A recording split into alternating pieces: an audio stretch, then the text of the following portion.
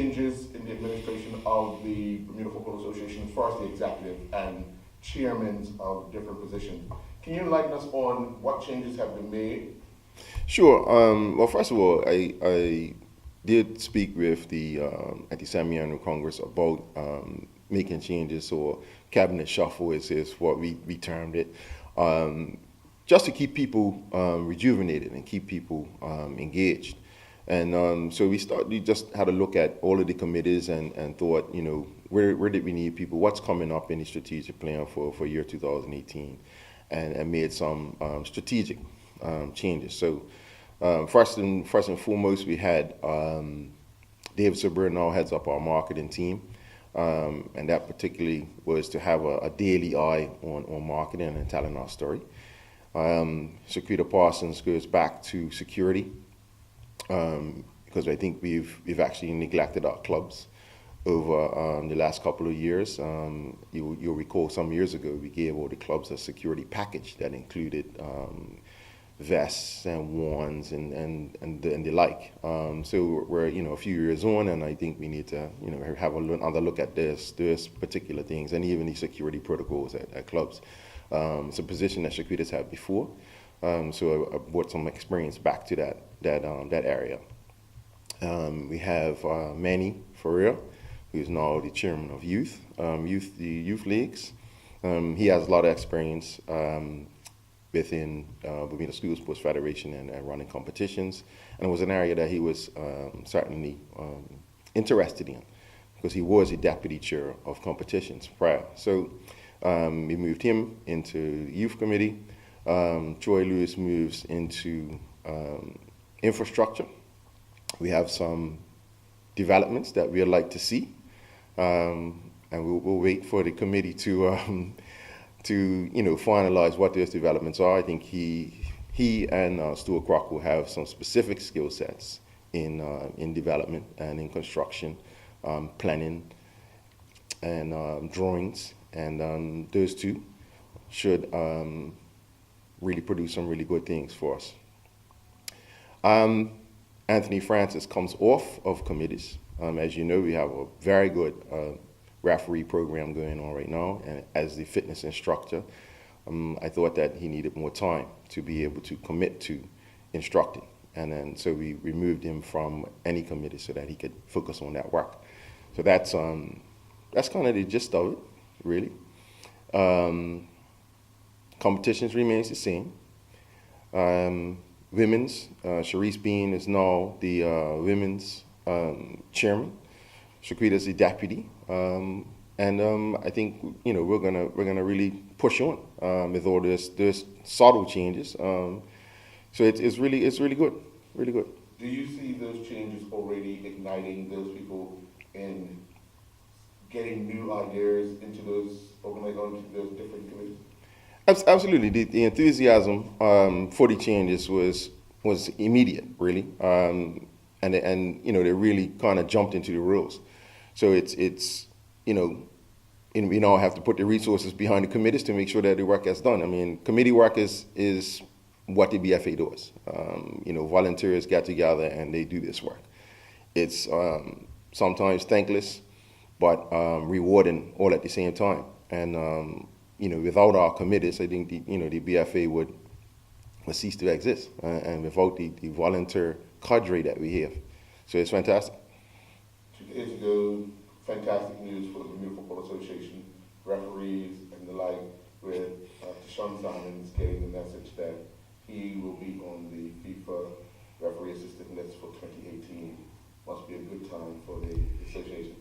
Listen, to be honest, when I got that call, I was a bit speechless, because not having a referee on the FIFA list almost seemed like the norm for so long, and having too few officials seemed the norm for us.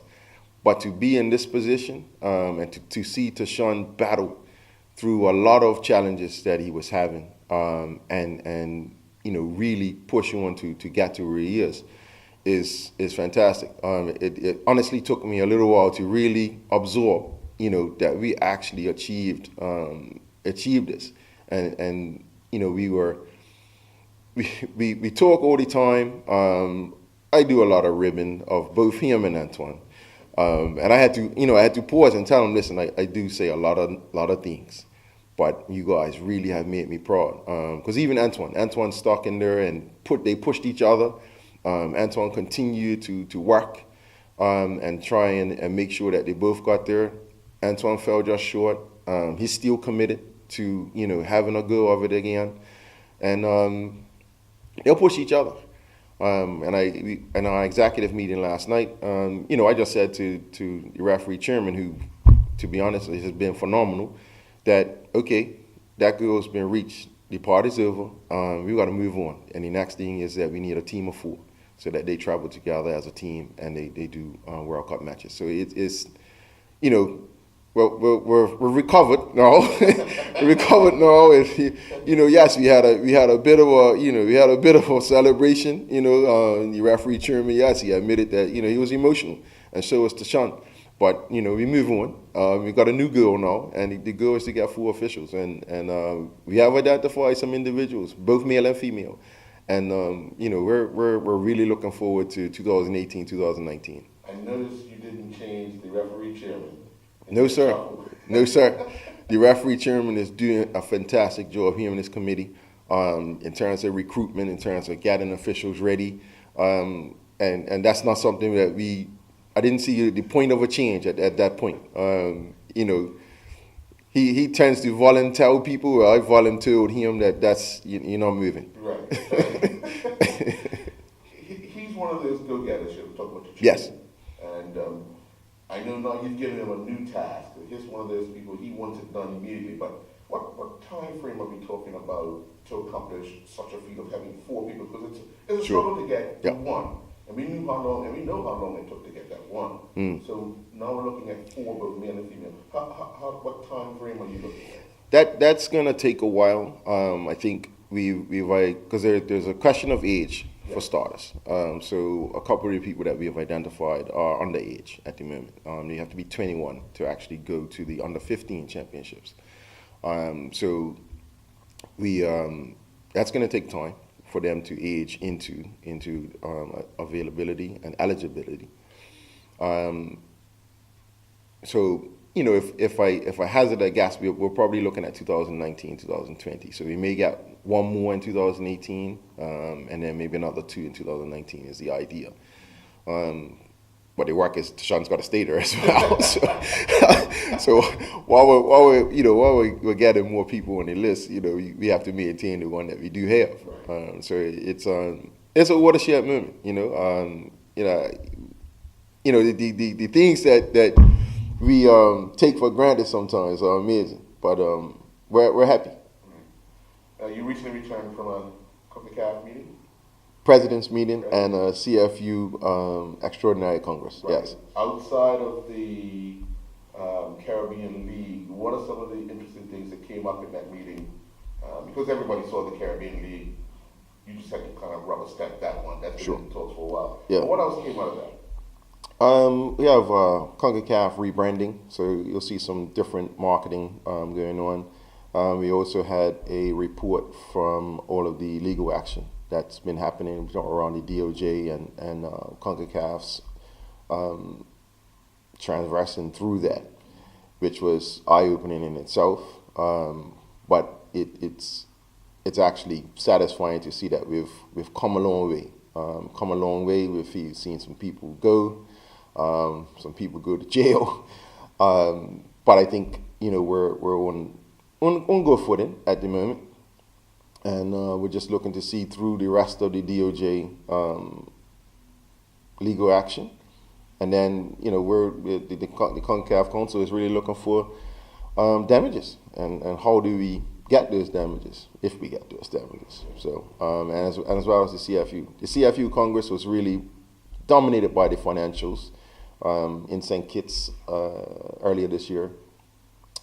The financials weren't ready, so we had to have an extraordinary Congress to view the financials, get a report, read over the report from the auditors, and then also approve next year's budget, and also approve the auditors. So that's what dominated the CFU Extraordinary Congress.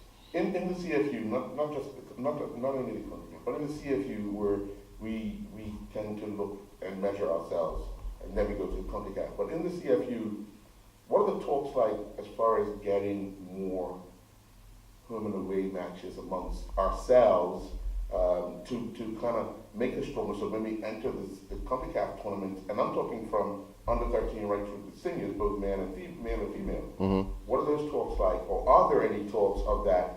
And Bermuda is in such a hard proximity. Sure. The conversation that's happening right now is how do we reduce airfares? We have started to talk about our own airline, chartering airlines in some way so that we can reduce the airfares and then be able to obviously play more matches.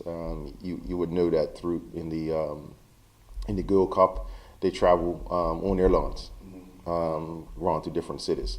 So that's a model that we're looking at and also getting some advice from CONCACAF on how that really works. That Caribbean countries have visa problems traveling to the U.S., so this would alleviate a lot of this stuff. So that's a big conversation right now. How can we reduce airfares, and maybe chartering an airline or leasing an airline is one way of doing it. And that's in the CFU? That's in the CFU. Oh, okay. Yeah. All right. And those were the major topics that were Yeah, those are the major topics that came out of it, yeah. Do we have any international plans in the immediate future? We know about June, we know about April with Nicaragua, we know about having to go to Barbados, but anything else on the horizon that people should be really looking out for? Well, I mean, you named them all off, to be honest. Nicaragua's a big one. We've got a plan for our girls and getting them ready for what is the biggest test of their lives. So we're going to enact that plan, put the resources behind it. So we certainly be going out into the corporate community and to the community at large for support for our girls. The senior team preparation continues, so we'll try and strategically find matches in March, and then certainly June we're hopefully looking to have a camp and play some matches as well. We'll probably stay away from the July window because that's preseason for a lot of our local players and certainly the pros, and then we'll be ready for the CONCACAF Shield, which starts in September.